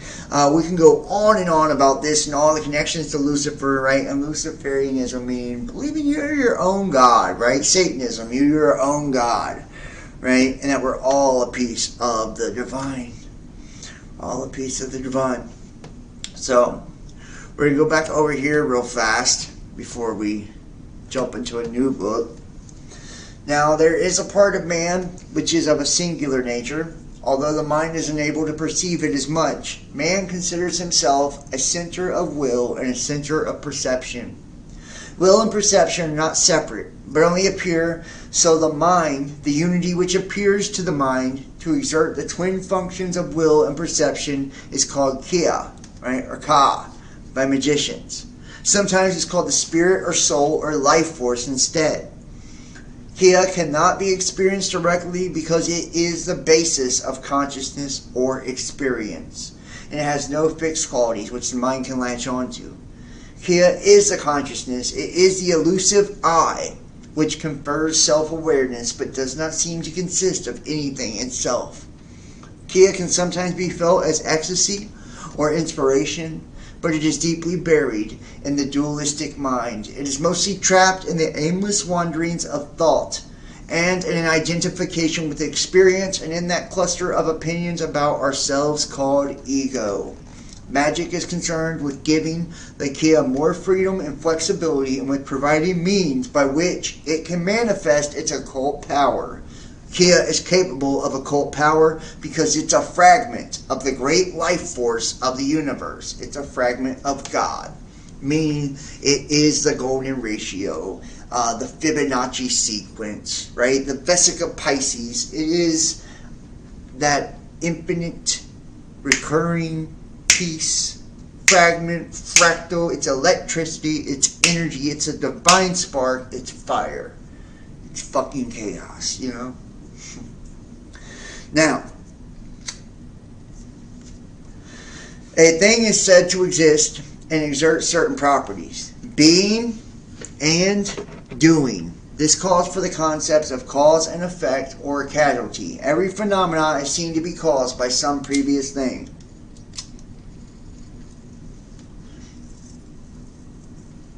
However, this description cannot explain how everything exists in the first place or even how one thing finally causes another.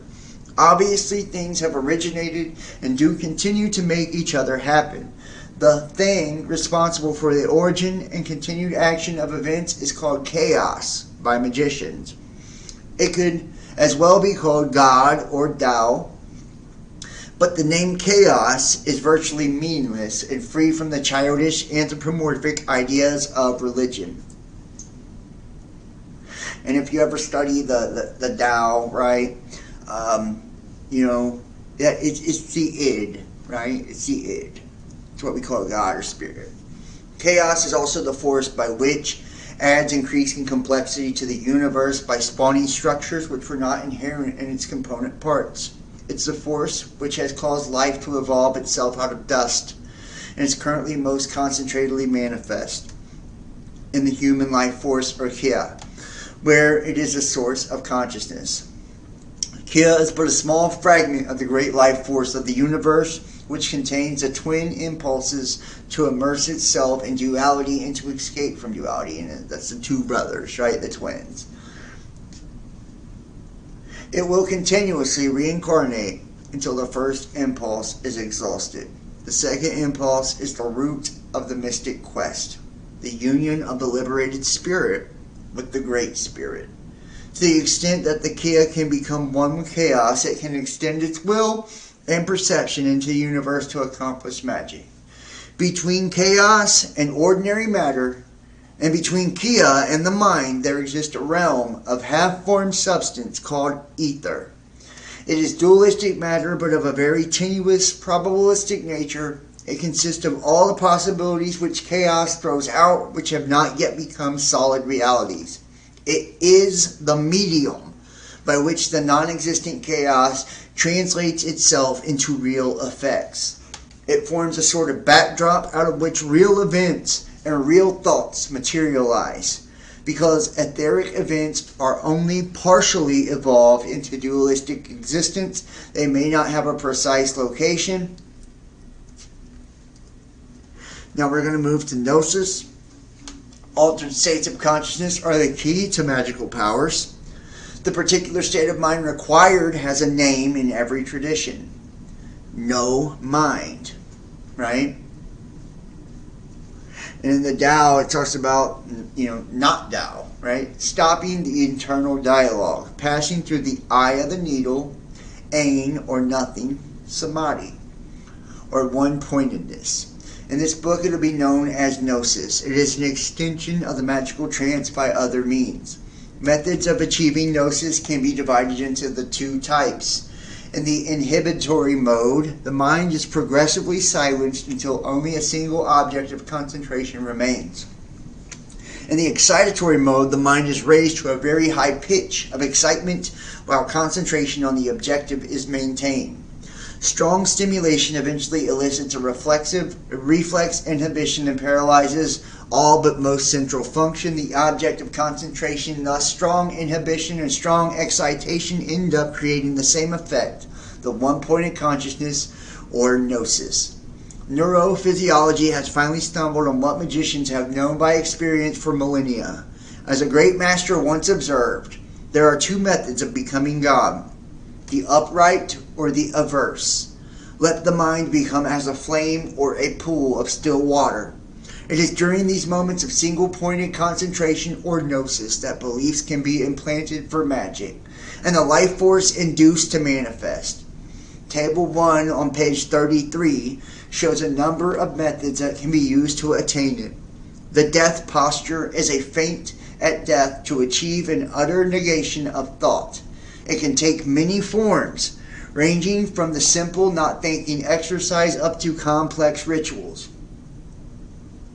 At a distance of about 2 feet and stare fixedly at the image of one's eyes in the mirror with an unblinking corpse-like gaze. The effort required to keep an absolute, unwavering image will of itself silence the mind after a while. And you can see the image here. Pretty fucking interesting.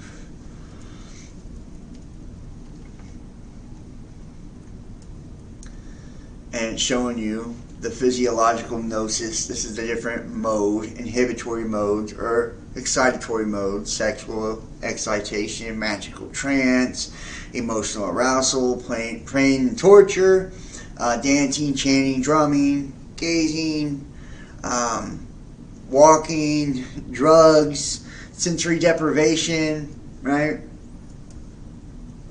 These are all different methods.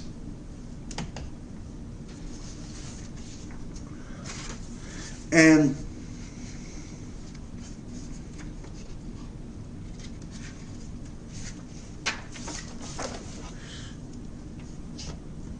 we're going to jump over here to the Order of the Golden Dawn. And we might look a little bit at the handbook before we wrap it up. The Hermetic Order of the Golden Dawn, remember, the son of the dawn, right? Prometheus, the light bearer, right? The gold having to do with alchemy, the alchemy turning the iron, which is Saturn, the physical into gold, right? The carnal into gold, spiritual gold. Or the Rosicrucians, the rose and the cross, right? These are all different methods, just like the Knights Templars practiced into this initiation through mysticism, to this kind of Kabbalistic type of magic using sigils and all of this. We're just kind of hitting the basics here. The Hermetic Order, remember, Hermes or Hermetics means to be sealed. Occulted, right, is hidden. Hermes, sealed.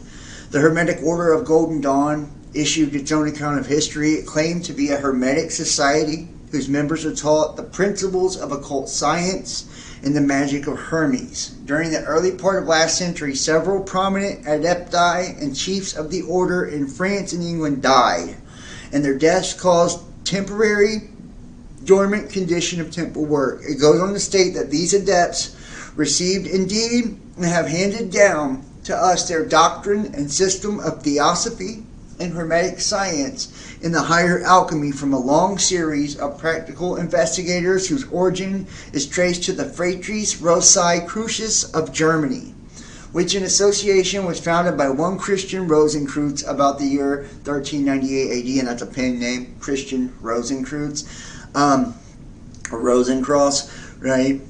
And we know the Bavarian Illuminati as well. The Rosicrucian revival of mysticism was but a new development of the vastly older wisdom of the Kabbalistic rabbis of that very ancient secret knowledge. The magic of the Egyptians, in which the Hebrew Pentateuch tells you that Moses, the founder of the Jewish system, was learned. That is, in which he had been initiated. And this goes to the Essenes and all of this, right? Joseph, Seth, right? Set, and Mary, right, from his mom to Mary Magdalene, right? These are all thought to be initiates of the mysteries, right? The Essenes, Hermes, Hermetic Order, Socrates, Pythagorean, right? And it all goes back to the Great Pyramids, right? And the Egyptian, the Golden Dawn and Hermetics, right? These are the sacred sciences that have been taught, the mystery schools that have been taught throughout the years to keep this going. It's occulted knowledge, and it's come out in many forms. Knights Templars, Rosicrucians, Freemasons, all of it. Right? Now, this is the Golden Dawn and the initiation of the beginning of this process, right? Trusting the process. This is the secret. This is the Golden Dawn historical claim. Many have questioned its veracity. That really does not concern us at this moment. Perhaps by far the best and most subjective account in history, short and concise, was written by Aleister Crowley and Libre Vero-Calze. The first few paragraphs are so well stated as to warrant quotation here. And I believe it's the Book of Lies or the Book of the Law. Some years ago, a number of a cipher, MSS, were discovered and deciphered by certain students. They attracted much attention as they purported to derive from the Rosicrucians. You will readily understand that the genuineness of the claim matters no whit, such literature being judged by itself, not by reputed sources. Among the MSS was one which gave the address of a certain person in Germany, who is known to us as SDA. Those who discovered the ciphers wrote to SDA, and in accordance with instructions received in order, was found in which a semi-secret manner. After some time, SDA died. Further requests for help were met with a prompt refusal from the colleagues. It was written by one of them that the scheme had always been to regard with disapproval.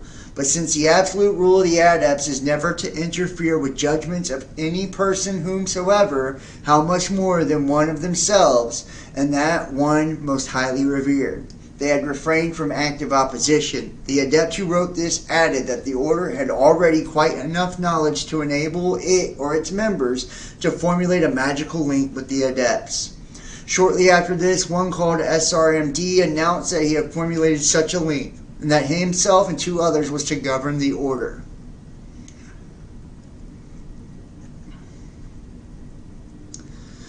There's another source of historical material, a small pamphlet written by Dr. W. W. Westcott, in which he stated in 1887, a Continental Rosicrucian adept, the Isis Urania Temple of Hermetic Students of the Golden Dawn was formed to give instruction on the medieval occult sciences. Freighters, MEW with SA and SRMD became the chiefs, and the latter wrote the rituals in modern English from old Rosicrucian manuscripts, supplemented by his own literary researches. The several statements he gave, beginning Hermetic Order of the Golden Dawn since its inception in the last quarter of the 19th century, has exerted far greater influence on the growth and dissemination of practical occult information and knowledge that can be realized by most present-day students. And we're going to go here. This is a study guide. It's called Chapter 23, right, of the OTO, Ordo Templi Orientis. And this is from the Minerval to the 7th degree, right? Under the seal of obligation of nothing in particular. And it shows you, right, what this is recommended for study. It's got all of the different books that are recommended for study. Let me see if I can drop this in the chat for you guys. Thank you, Cosmic Blue, for the super chat. Also, by the way, thank you for that. I appreciate you.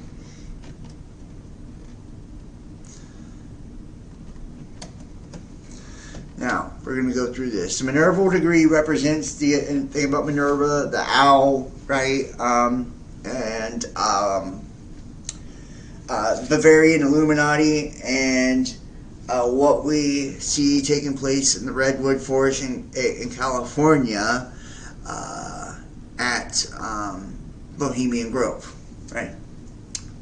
And this is Minerval element Earth, chakras, Ajna, Muhadra, which is command and root support. The ego is attracted to the solar system. The Minerval degree represents the attraction of a wandering god or ego within the solar system. I begin by showing the object of the pure soul, one individual and eternal, in determining to formulate itself consciously, or, as I may say, to understand itself. The Confessions of Aleister Crowley. And there's recommended for memorizing, supplementary reading, recommended practices, right? Meditating over the first paradox of philosophy. Review the Minerval lecture with your initiator. If necessary, evaluate the meaning of do what thou wilt in terms of the principle. Attend and participate in Gnostic Mass, central ceremony of OTO's public and private celebration. I don't know if we can pull.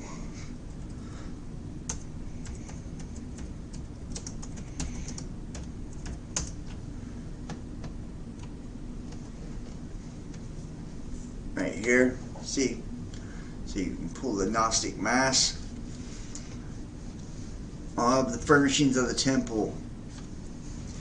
In the east, that is, in the direction of Boleskine, which is situated on the southeastern shore of Loch Ness in Scotland, 2 miles east of Foyers, in the shrine of High Altar. Its dimensions should be 7 feet in length, 3 feet in breadth, 44 inches in height. It should be covered with a crimson altar cloth, on which may be embroidered flor duris in gold and sunblaze and other suitable emblems. And it's showing you, right, the numbers, right? 7 feet in length, 3 feet in breadth, 44, 7, 3, 44, right? This is numerology. This is how it works, right? And notice it's in the east to different cardinal directions and on different ley lines and temples that have been created.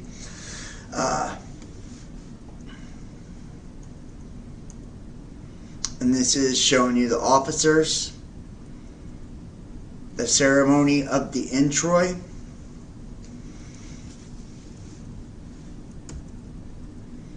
the priestess in the tomb with the lance erect with both hands,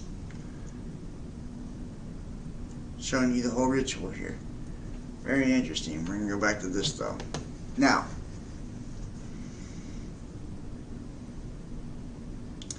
required for advancement. And meditate on the tarot trumps the star, the universe, the priestess, the fool in terms of your initiation. So meditate on tarot cards. The star, the priestess, and the fool. Administratively, the Minerval, and remember the fool has the white rose, right, and the tan. The star, Aquarius, right, or Uranian, and the high priestess, okay? Administratively, the Minerval is an initiate member of the Ordo Templi Orientis. Magically, the Minerval is a welcome guest of the order, rather than a full member. A Minerval cannot head a camp or sponsor another initiate. The Minerval may leave the order at any time for any reason. Full membership in the order begins with the first degree, wherein a magical bond of fraternity is established between the order and the initiate, which will last for the duration of the initiate's life. And right, these are the different degrees as well. In an administrative sense, the first degree member may resign from OTO, but the magical link established in the first degree initiation cannot be broken during the initiate's lifetime. Therefore, the choice to proceed in the first degree should be considered carefully, and that magical link has a spiritual connectedness, right?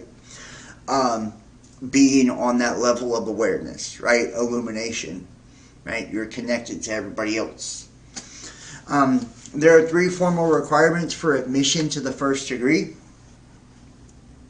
The candidate must accept Liber Alveligis Sub Figura CCXX, also known as the Book of the Law, without wishing to make changes in it. The candidate must acknowledge the necessity for timely payment of dues and fees. The candidate must consider or consent to the binding arbitration of the Areopagus of OTO and resolving disputes between members of OTO. And it's binding, spiritual bound.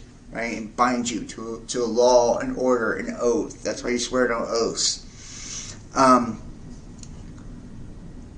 here you go. The will, the magical dialogue to be performed before a meal.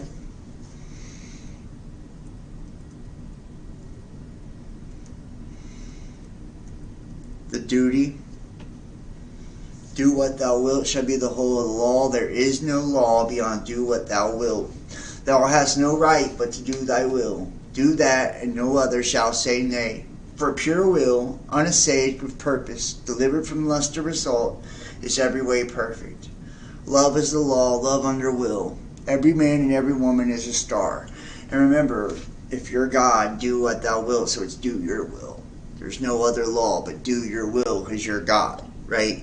In this belief, and it's saying you have no other right but to do your will, nobody else's. You don't infringe on anyone or anything else.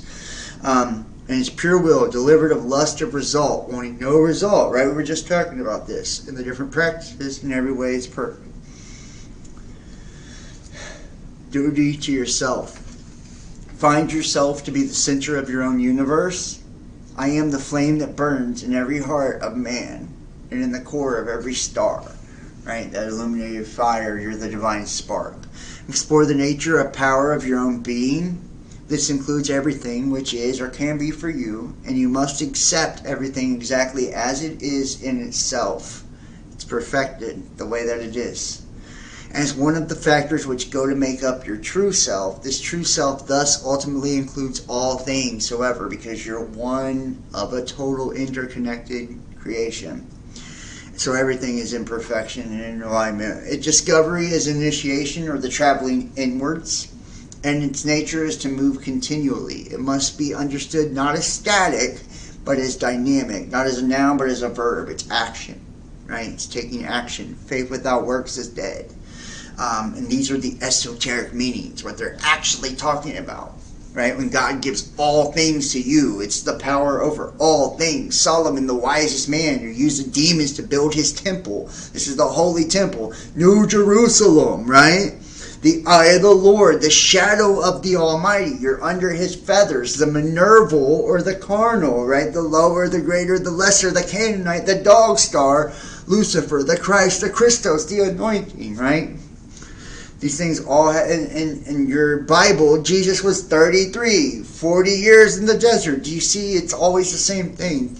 Mount Sinai, Sin AI, right? Yahweh, if you look at that in Arabic, it's AUAI. It's gold and artificial intelligence, right? We see computers and all of that, emojis, and these are arcane symbols. Nothing new under the sun, man. Alright. Develop in due harmony and proportion every faculty which you possess. Wisdom says, be strong, but exceed. Be strong, O man. Lust. Enjoy all things of sense and rapture. Fear not that any god shall deny thee for this. Contemplate your own nature. Consider every element thereof both separately and in relation to all the rest, as to judge accurately the true purpose of the totality of your being. Find the formula of this purpose or true will.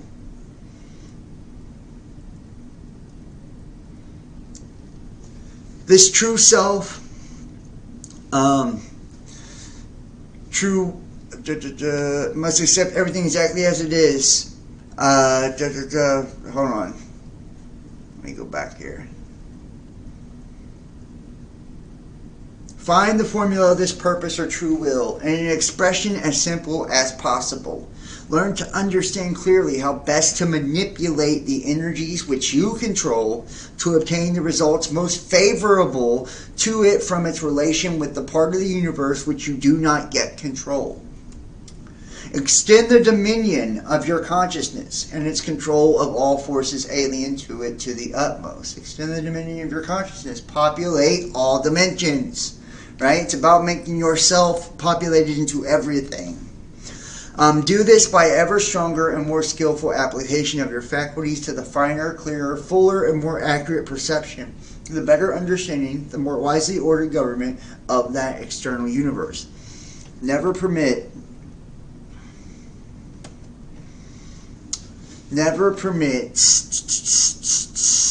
the thought or will of any other being to interfere with your own.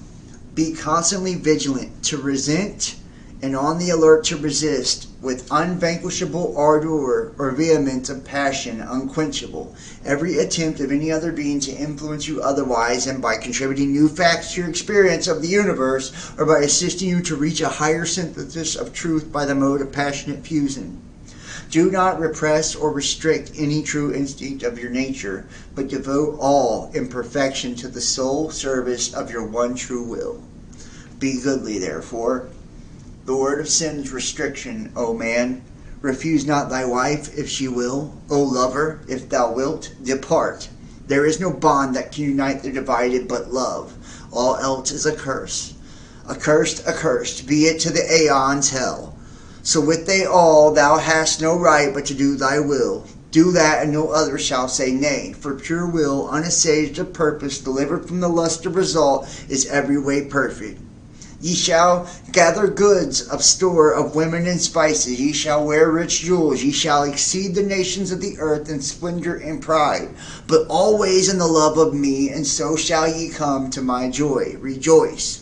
Remember all ye that existence is pure joy, that the sorrows are but as shadows, they pass and are done, but there is that which remains. But ye, O my people, rise up and awake.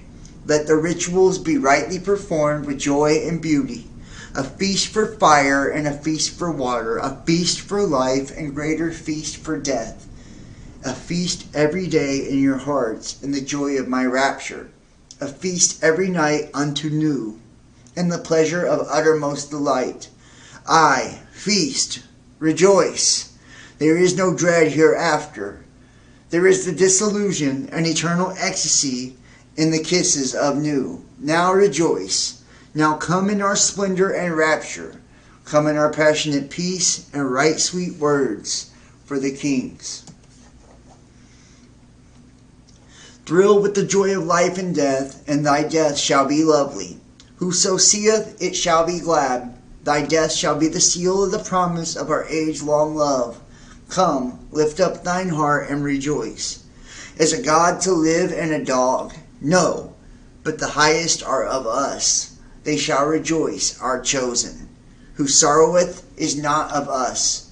Beauty and strength, leaping laughter and delicious languor, force and fire are of us. And your duty to other individual men and women. Love is the law, love under will. As brothers fight ye, If he be a king, thou cannot hurt him. Beware lest any forced another king against king. Seek, if you so will, to enlighten another when need arises. Worship all. Every man and every woman is a star. Mercy left to be off. Damn them who pity. Your duty to mankind. Establish the law of Thelema as the sole basis of conduct. The word of sin is restriction. Your duty to other things. Apply the law of Thelema to all problems of fitness, use, and development. And then he goes on to the temple guidelines, right? Which we're going to get a lot more into this in the next one. We're going to look more into the temples and all of this. But I did want to, read, Hiram Abiff. Right, and this is from Freemasonry. This is from the Encyclopedia of Secret Signs and Symbols. The legend of Hiram Abiff as a central core and inspiration for Freemasons. Hiram was a master mason who specialized in metalwork and was one of the prime designers of the Temple of Solomon in Jerusalem. Here is the legend. And remember, Hiram Abiff, Hi-Ram, right? Or Mira, right? If you do it in reverse, invert it. Ab, like Abba, right? If, take that in reverse, Phi, right? Hiram Abiff, this is the master mason who specialized in metalwork, right? Alchemy, okay? And to one of the designers of the Temple of Solomon, which is the temple of demons to create the temple in Jerusalem, right? New Jerusalem, the holy city. After the temple was completed, 3 of the other workers decided that they wanted to extract the secrets from Hiram that would qualify them to be master masons. They positioned themselves at the doors of the temple and individually demanded to know these secrets. Hiram refused each one in turn, telling them that the knowledge they desired could be gained only by experience. The 3 turned on Hiram and killed him. One struck a blow to his throat with the rule. The next hit him on the chest with an iron, measuring square. And the third finished the job by hitting him on the forehead with a hammer. Full of remorse for the crime they quickly realized with a fruitless murder, the 3 ruffians, as they came to be called, buried Hiram and placed an acacia tree over his grave. However, although Hiram was effectively dead, his memory lives on, and so effectively he is reborn. The initiation of the grade of Master Mason reenacts the ritual of the death of Hiram, as there are any hard and fast rules which apply to the symbolism inherent within Freemasonry, right? It's a death and rebirth process, right? Death of the ego. The 3 blows symbolize the 3 different kinds of death. The death of the body, the blow to the throat, the death of the feelings, the strike on the chest, and the death of the mind, the blow to the forehead. And these are also chakras as well. Thus, the would-be Master Mason leaves his old self behind, the initiatory process symbolizing his rebirth into the higher moral values that were held by Hiram of integrity, knowledge, and detachment. In other words, the Mason is reborn as a better individual, having risen above the ignorance, hypocrisy, and envy personalized by his murders. Right?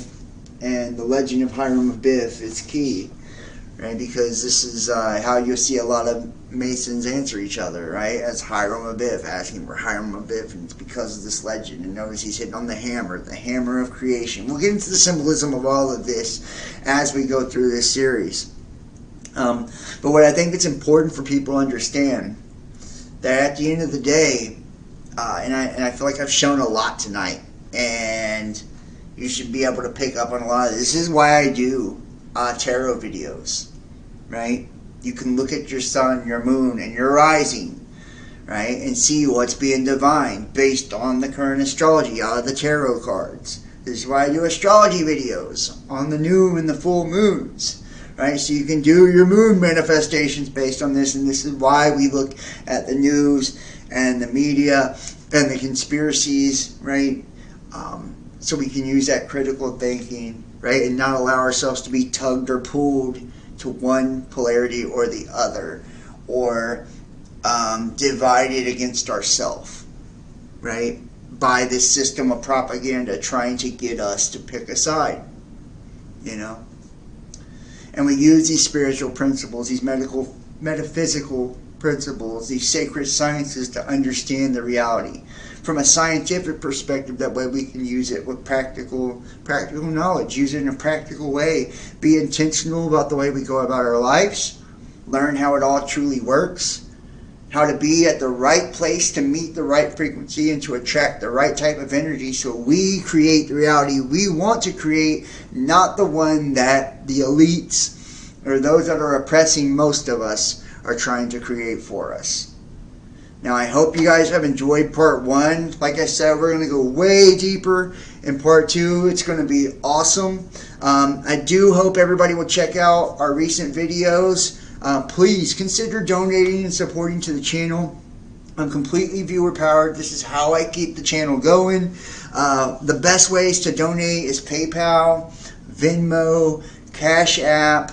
You can do it through Facebook Messenger Pay. You can get a Facebook or a YouTube subscription. You can also join us over on Patreon. All of this, everybody who donates and supports gets access to our private Dropbox. It's hundreds of hours of uncensored shows and videos that are not on the public platforms. A lot of stuff we've gotten strikes on. Some of it you can find on BitChute and Rumble, so go check that out up there for free. This is, we're going to be bringing back Unveiling the Mysteries, all these different series. I got so much stuff coming down the pipe, and it's like, we're going to, it's going to be amazing. The things that are coming from this channel, and I got great guests that are going to be coming up as well. So I ask all of you, help me out, that way I can keep it all going. Donate, support. I would love to start reaching the monthly goal again and start trying to reach lots and lots of people, make our community grow big. Join us over on Discord twice a month. We do private shows there for that Dropbox, the private playlist. Book your own personal tarot reading. They're great. They're $50. It's cheap. It's like an hour, and you get real answers to a lot of the questions you have. You can do that by emailing therealbestdampodcast@gmail.com and put tarot. If you want to be a guest or sponsorship or anything like that, email as well. Make sure to subscribe on this channel, the backups, on all the other platforms. The links are in the description. Follow me Instagram, Facebook, Best Damn Podcast, Twitter, The Real Best Damn. And guys, make sure to hit the like, give us a thumbs up, leave comments after the video's over. It really helps with the algorithms, and share this link. Share it to your Facebook groups, your social medias, all over. And make sure to subscribe and click all on the notifications bell. That way you get all of our notifications. Check out our tarot, our astrology, our conspiracy, our news, and make sure to check out part 2 of this series. It's going to be on.